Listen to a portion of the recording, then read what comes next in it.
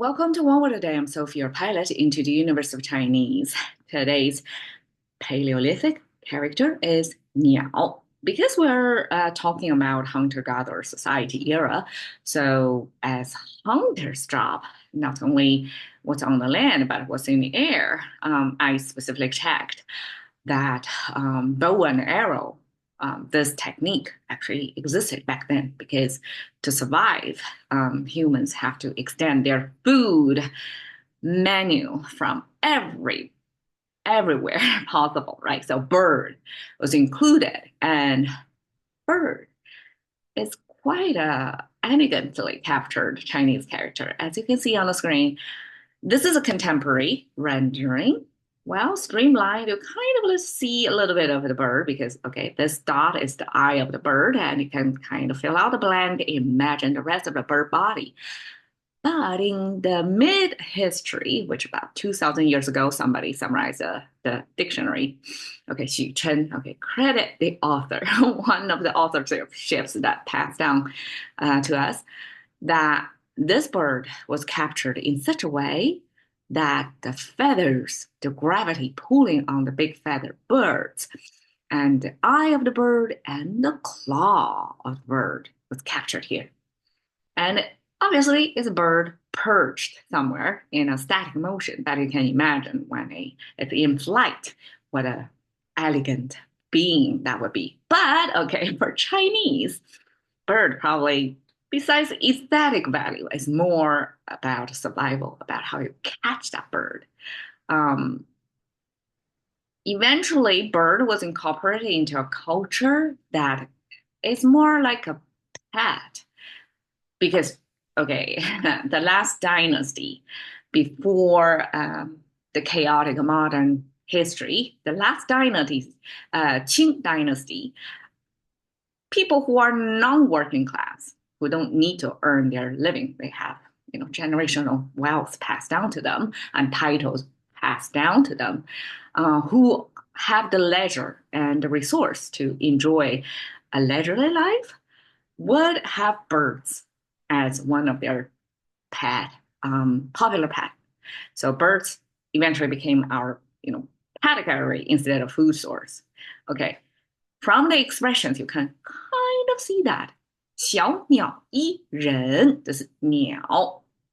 We have to add 小.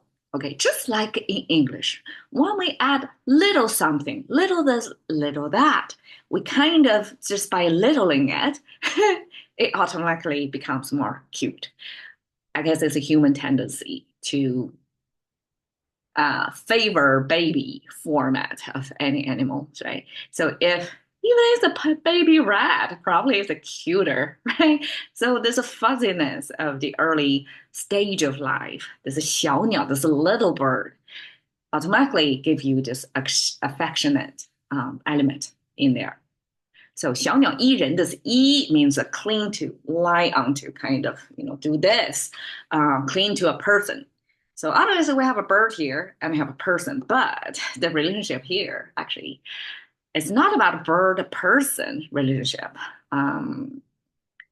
Even if it may originated from those, leisure class having bird pet and have the bird kind of standing on their shoulders or their arms or whatever, they are cutely, petable format. Here, the little bird cling to person. It's mostly talk about woman and man relationship. And I believe probably this was transferred from the past era to the contemporary. Like it describes more of a, projection of a man's ideal woman posture next to them. So first off, they need to be taller than the woman, right? And they have to be stronger than the woman. And so woman is this 小鸟, this little bird, clinging to them, relying on them, trust them, admire them. So that's the kind of relationship and the imagery. And we use a 小鸟, little bird, to portray that sense of this feminine. It's a pre-feminism era, and not saying it's wrong. It's just saying that this is Chinese man's idealism of the relationship, how it looks. Okay, 鸟语花香, the bird lingo and flower frequency. And actually, we know the frequency from flowers is actually flowers lingo as well. How flowers communicate that I'm ready to pass my seed on is by sending out the frequency so that the bees, the birds can come over and pollinate the flowers. So that's flowers lingo in a different format. And the birds definitely have their own lingo. One morning, I stayed in bed and listened attentively of the bird lingo in my neighborhood, and it's quite distinctive.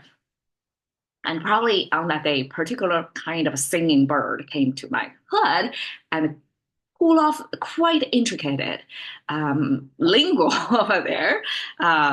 And there is this call and response of this bird versus other birds, right? They start to have this dialogue. I wish I can understand, but I guess it's kind of their small talk probably beginning of the day. So that's bird lingo, 鸟语花香. The last expression, 不用鸟它, okay, as you can see, it's a TA. It's not teaching assistant. It's 他, pronunciation of 他, referral of him or her. So when English speaking world start to have this DEI movement and have your pronouns of this they thing, right? So in English, we cannot refer to gender blurry category. We cannot use him or her because that's, binary, directional. So in English, it has to come up with the plural form, become they, which is ridiculous, right? Illogical and misrepresenting of reality. So Chinese solution to be gender neutral, because we differentiate him versus her by putting a human figure, which like by default is man, and a woman figure on the left side of this top pronunciation. And so just by looking at that sign of that's a radical on the left side, you can tell it's him or her.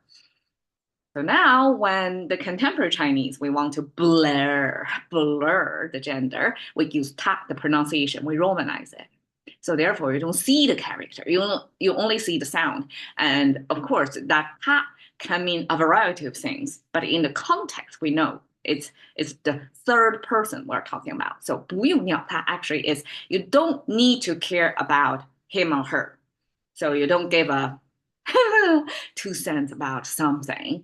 So this 不用鸟, this 鸟 actually is paying attention to care about something. Interesting, right? So the same 鸟 can mean bird, it can mean pay attention, and it has other meanings as well. I'm not going to share all of them. That bird is very tightly incorporated into the culture, into our lingo. So I'm sharing human lingo here, and I wish one day I can understand bird lingo. Look at this cute little bird. Thank you for your time. See you another.